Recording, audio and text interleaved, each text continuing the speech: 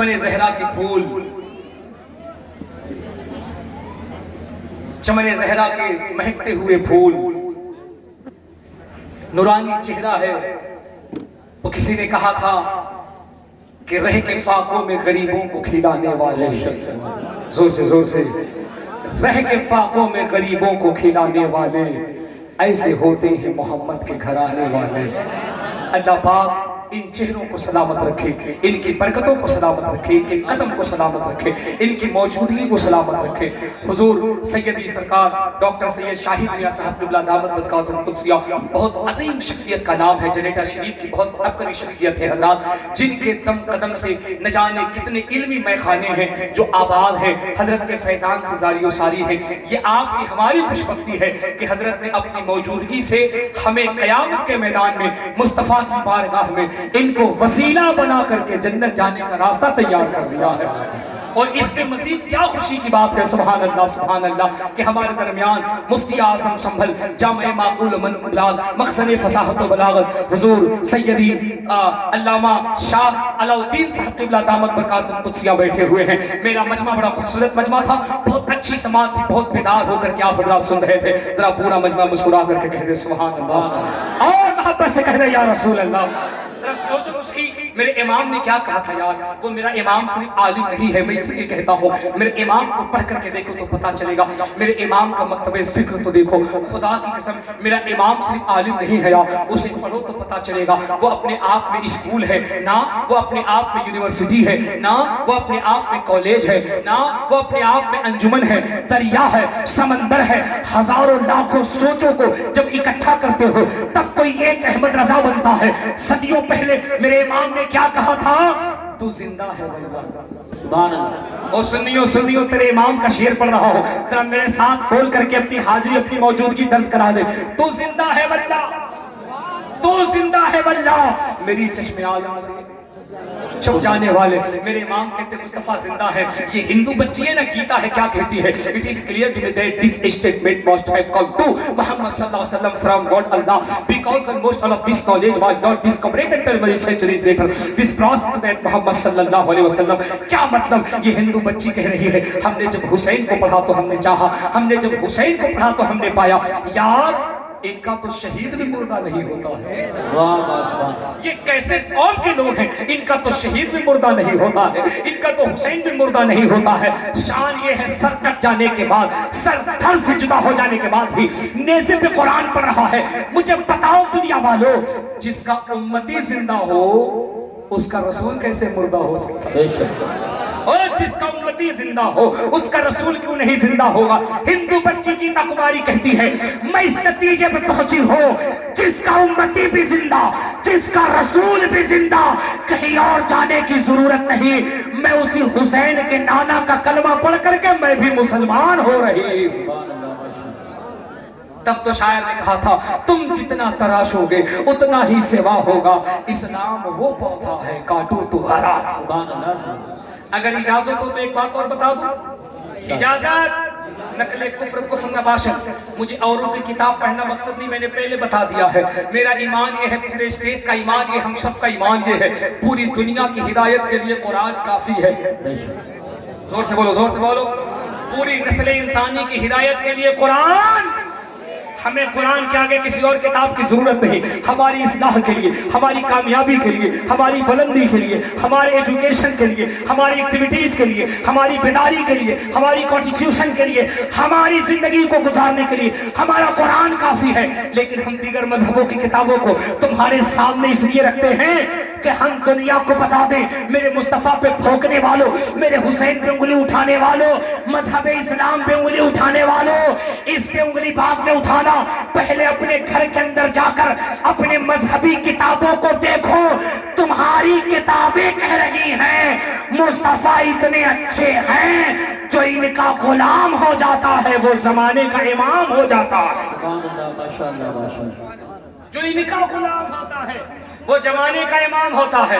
اب آپ کہیے گا کیسے؟ تو سنا آپ نے کچھ ظالم، کچھ بیوقوف، کچھ کمبخت لوگ تھے نا جو چند دن پہلے بارگاہ کریم نواز میں کہہ رہے تھے سلام اعلی حضرت نہیں پڑھا جا سکتا ہے، اسے پڑھنے سے کیا ہوگا. کچھ کھٹمل ہمارے معاشرے میں بھی ہیں جو کہتے نہیں سلام پڑھنے سے کیا ہوگا. کچھ یہ کہتے نہیں کربلا کے حسین کو کیوں سلام کرتے ہو. اگر آپ کے سنبل میں کوئی پڑھ دے میرے حسین تجھے سلام، میرے حسین تجھے سلام، تو یہ بیوقوف کہتا ہے حسین کو کیوں سلام کرنا ہے. امی ابا کو سلام کر دو بات بن جاتی ہے، اب حسین کو کیوں سلام کرنا، حسین کے نانا کو کیوں سلام کرنا. میں بڑا پریشان ہو گیا یار اس ملا کو سمجھاؤ کیسے. حضور سید شاہد میاں نے کہا اسے میری خانقاہ میں لاؤ، جنیٹا شریف میں لاؤ، میرا سوٹا ہوگا اس کا کھوپڑا ہوگا،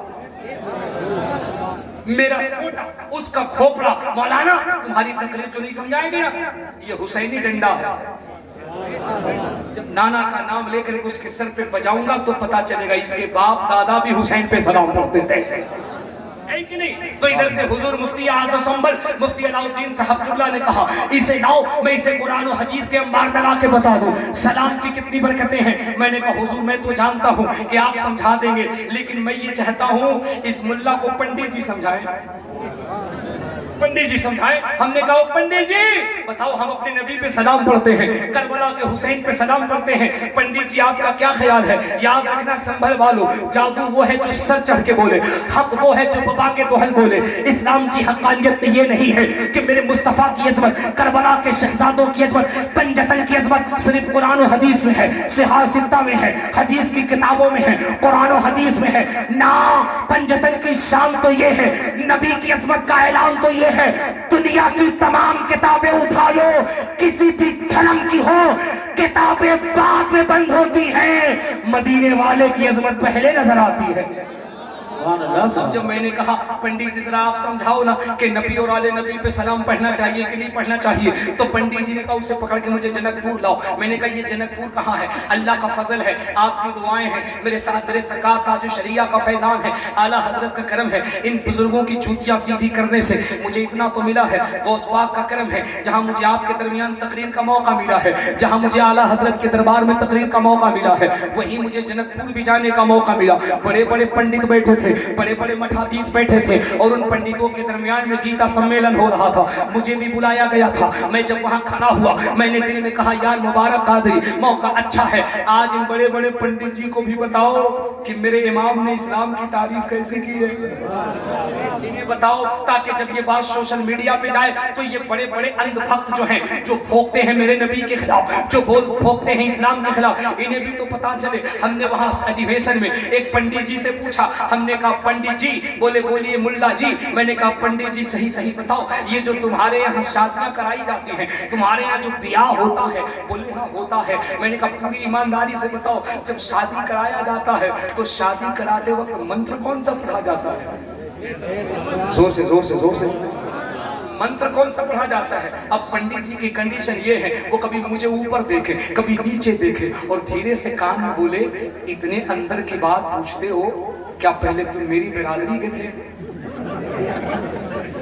اتنے اندر کی بات پوچھتے ہو کیا تم پہلے میری برادری کے تھے؟ میں نے کہا اللہ کا فضل ہے میں خاندانی کھونٹا ٹھوک ٹناٹن ٹی ٹی ایس سنی بریلوی مسلمان ہوں. ٹناٹن وہی ٹی ٹی ایس جس کی صدارت نقیب عرس سرکار اعلیٰ حضرت مقبول بارگاہ سرکار اعلیٰ حضرت حضرت علامہ شاہ قاری یوسف صاحب قبلہ سنبھلی کر رہے ہیں. وہی ٹی ٹی ایس تحریک تحفظ سنیت جس کی ذمہ داری حضرت کے کاندھے پر ہے، اور آپ یقین جانو حضرت کی خاکساری سبحان اللہ. میں نے تو یہ مسکرا کر کے میں نے یہ محبتانہ جملے میں نے یوں محبت کے جملے میں نے کہہ دیے تھے کہ حضرت وہ پیسے کی کمیشن کاٹ دیجئے گا، یہ میرے محبت کا جملہ تھا. ورنہ خدا کی قسم حضرت کی شرافت اور حضرت کی خاکساری اور ان کی ایمانداری کو میں سلام کرتا ہوں. جانتے ہو سنبھل والوں یہ تو میرے محبت کے جملے تھے، میں نے دوستی میں مسکرا کے کہے تھے. ورنہ قاری صاحب یہ بات میں ببانگے تو حل کہہ رہا ہوں، آپ کی غیر موجودگی میں بھی میں نے مراد آباد میں غنیمت نگر میں اور کئی جگہ کے جلسوں میں نے کہا ہے اس وقت ہمارے بعض اسٹیجوں کے اور بعض نقبہ اور بعض حضرات کی جتنی بدتر حالت ہو گئی ہے، اسٹیجوں پہ انہوں نے جتنی افراتفری کا ماحول بنا دیا ہے، حضرت قاری صاحب قبلہ کے کردار اور شخصیات کو دیکھنے کے بعد پتا چلتا ہے کہ ان کی خاکساری، ان کی سادگی، ان کی درویشی اور ان کی خوش مزاجی کی وجہ ہے کہ سرکار اعلیٰ حضرت نے ان کو اپنے عرس رضوی کے لیے منتخب فرما دیا ہے۔ یار کمیشن تو چھوڑ، یہ تو مسکرانے کے جملے تھے۔ یہ بندہ اگر لوگوں کی تاریخ بھی لیتا ہے تو لوگوں کو کمیٹی کے رابطے میں رکھتا، اتنی خاکساری اس بندے کی ہے۔ اللہ ہمارے قاری صاحب قبلہ کی محبتوں کو ہمارے عوام اہل سنت پہ قادر قائم و دائم عطا فرمائے۔ میں بات یہ عرض کر رہا تھا حضور مفتی اعظم سنبھل کی موجودگی میں، حضور ڈاکٹر سید شاہد میاں کی موجودگی میں، پنڈت جی سے جب میں نے کہا بتاؤ تو صحیح وہ تمہارے یہاں جب شادی ہوتی ہے منتر کون سا پڑھا جاتا ہے؟ تو انہوں نے پنڈت جی نے کہا وہ صحیح بتاؤ، پہلے تم میری برادری کے تھے؟ میں نے کہا اللہ کا فضل ہے میں خاندانی کھوٹا ٹھوک ٹناٹن ٹٹیے سنی بریلوی مسلمان ہوں۔ بولے جب سنی ٹناٹن مسلمان ہو تو یہ اندر کی باتیں تمہیں کیسے معلوم چل گئی؟ میں نے کہا پنڈت جی مجھے تو اس کے آگے کی نہیں پتا ہے۔ بولے کیا؟ میں نے کہا بس آپ اتنا بتا دو شادی کے وقت منتر کون سا پڑھا جاتا ہے؟ بتا دوں کہ رہنے دوں؟ اوے سنبھل والوں بتا دوں کہ رہنے دوں؟ پورا مجمع ہاتھ اٹھا کے بول یا رسول اللہ۔ ایک شخص کا بھی ہاتھ نیچے رکھ خاموش رہ، نہیں بتاؤں گا، ہاتھ اٹھا کے بول یا رسول اللہ۔ انہوں نے کہا بتاؤں گا۔ میں نے کہا بتائیے لیکن ترجمہ بھی بتانا ہوگا۔ بولے ترجمہ نہیں بتاؤں گا، مطلب نہیں بتاؤں گا۔ میں نے کہا اچھا ٹھیک ہے آپ ترجمہ بتا دو، منتر میں پڑھ دیتا ہوں۔ بولے منتر آپ کو آتا ہے؟ میں نے کہا الحمدللہ میں منتر پڑھ کے بتاتا ہوں، چونکہ میرا تو کام ہے مسلک اعلیٰ حضرت کا کام کرنا، اور میں تو مسلک اعلیٰ حضرت کا چہرہ کہیں سے بھی نمودار کر دوں گا۔ انہوں نے کہا منتر پڑھو، میں نے کہا میں منتر پڑھوں گا، ترجمہ کیجیے گا؟ بولے کروں گا لیکن شرط یہ ہے۔ میں نے کہا کیا شرط ہے؟ بولے آپ کو بتاؤں گا، آپ کے کان میں بتاؤں گا، پرومس کرو کسی کو نہیں بتاؤ گے۔ میں نے کہا promise because I am interested in the establishment, I accept, I absolutely, I correctly, میں وعدہ کرتا ہوں کہ آپ مجھے بتا دو، میں آپ کو نہیں بتاؤں گا، آپ کے علاوہ پوری دنیا کو بتا دوں گا۔ بولے منتر پڑھو۔ میں نے کہا منتر یہ ہے آپ کے یہاں ور ودھو، لڑکا لڑکی، دولہا دلہن جب اگنی کے سامنے بیٹھتا ہے تو بابا پروہت پنڈت جی بھی بیٹھتے ہیں، اور جب بیٹھ جاتے ہیں تو کیا ہوتا ہے؟ بولے کیا ہوتا ہے؟ میں نے کہا ور ودھو کو دوپٹے سے باندھا جاتا ہے، اور جب باندھ دیا جاتا ہے تو اگنی کا پھیرا کرایا جاتا ہے۔ انہوں نے کہا کریکٹ۔ میں نے کہا جب اگنی کا پھیرا لگایا جاتا ہے جو پروہت جی ہوتے ہیں وہ دونوں کی طرف سے منتر پڑھتے ہیں، ہے پاپ تاپ ودائے ودو دیتے ہوئے ہم سواہا، ہے پاپ تاپ ودائے ودو دیتے ہوئے ہم سواہا، احمدی پتس پری مگا مرتے سے اگیان تو محمد نگار ناشا ودائے ودو دیتے ہوئے ہم سواہا، سنبل گرام مکہ سبراہ رس بھاتی من سواہا، بھونے وشن ششکل کی براد روشدی سواہا، اشوما شکروہ دیو دکتے جگت پتی سواہا، اشیاش شادن مٹے چلے بلنمتی سواہا۔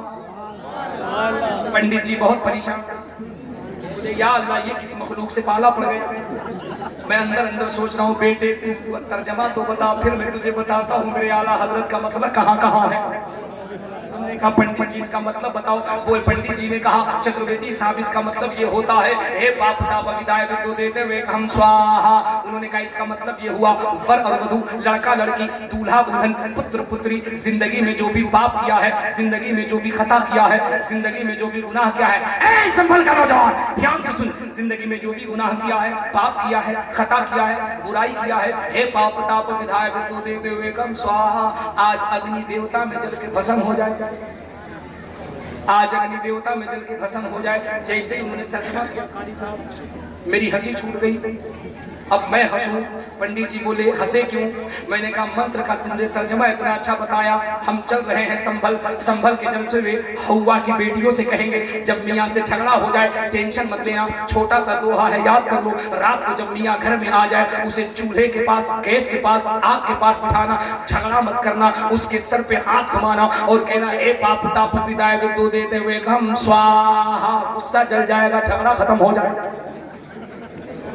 पंडित जी बोले यार चतुर्वेदी साहब बात यही है, इस मंत्र को पढ़ने से पाप खत्म हो जाता है। मैं मुस्कुराने लगा। बोले मुस्कुराते क्यों? मैंने कहा यार बाबा क्या बताऊं, तुमने तो ऐसे घुमाया है कि इतना तो लखनऊ का भूल भुलैया भी नहीं घुमाता है। बोले क्या मतलब? मैंने कहा मतलब ये है अगर इस मंत्र को पढ़ने से पाप खत्म होता है तो चल जरा हम चलते हैं गोस्वामी तुलसीदास के पास। ये वो तुलसीदास हैं जो इसी अयोध्या में सरयू के तट पे बैठते हैं। इन्होंने राम की जीवनी पर, राम के कैरेक्टर पर एक किताब लिखी है जिसका नाम रामचरितमानस है। अब मैं तुलसीदास से पूछता हूँ, ए तुलसीदास जी ये बताओ क्या पाप मंत्र के पढ़ने से खत्म होता है या किसी चीज से खत्म होता है? तो तुलसीदास कहते हैं सच्ची बात तो ये है अगर तुम्हें पाप खत्म करना है, बुराई खत्म करनी है, गुनाह खत्म करना है तो एक मंत्र मैं बताऊंगा, इसको अगर पढ़ लो तो पाप खत्म हो जाएगा। मैंने कहा तुलसीदास मंत्र कौन सा है? बोले देखो मैं संत हूँ, महात्मा हूँ, मैं बातें जब भी कहूंगा सत्य कहूंगा, सही कहूंगा, झूठ नहीं बोलूंगा। मैंने कहा हमको भी सही ही चाहिए, हम तो झूठों से तंग आ चुके हैं, फरेबों से तंग आ चुके हैं, मक्कारों से तंग आ चुके हैं। ये सारा सब असली में डालडा मिला रहा है, डालडा में असली मिला रहा है। तुलसीदास आप बताइए पाप कैसे खत्म होता है? तो गोस्वामी तुलसीदास रामचरितमानस में लिखते हैं, वो कहते हैं यहाँ न पक्षपात कछूरा कहूँ, वेद पुराण सनवंत भा कहूँ, संवत विक्रम दो अनंगा, महाकोक नरस चितपंगा, तब से मानहु जंतु विकारी, तिनको वंश भयो अभितारी। तब तक सुन दर माते को बिना मोहम्मद पार ना हो। हाय हाय हाय हाय, सुभान अल्लाह सुभान अल्लाह। मेरा मजमा नहीं पहुंच पाया जहां मैं पहुंचाना चाहता हूं। क्या कहते तुलसीदास? यहाँ न पक्षपात कछूरा कहूं, वो कहते मैं पक्ष विपक्ष की बात नहीं करूंगा, वेद पुराण सनवंत भा कहूं, मैं बात वही करूंगा जो वेदों पुराण की है। संवत विक्रम दो अनंगा, महाकोक नर सचित पंगा, मैं उसकी बात करने जा रहा हूं जो पृथ्वी का सबसे खूबसूरत मनुष्य है, जो जमीन का सबसे खूबसूरत इंसान है। कद जाकुम मिनल्लाहि नूरुन व किताबुम मुबीन। अल्लाह ने जिसे नूर बना के पैदा किया है, जोर से कह दो सुभान अल्लाह। वो क्या कहते? कहते तब तक सुन दर मादे को बिना मोहम्मद पार ना हो। वो कहते दुनिया वालों ये जिंदगी उस वक्त तक कामयाब नहीं हो सकती है जब तक मरने से पहले पहले मोहम्मद रसूलुल्लाह का नाम न ले लिया जाए। सुभान अल्लाह सुभान अल्लाह सुभान अल्लाह।